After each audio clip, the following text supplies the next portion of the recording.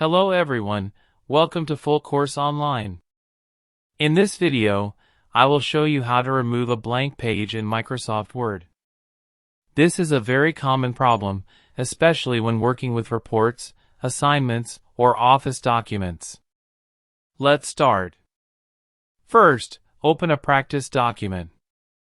I am using Microsoft Word. Let me zoom out a bit.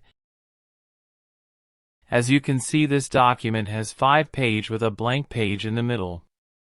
In order to remove the blank pages, we have to show formatting marks.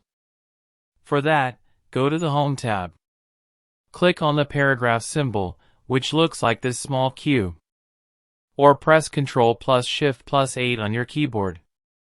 Now you can see hidden formatting marks. In most cases, the blank page is caused by extra paragraph marks, page break, and section break.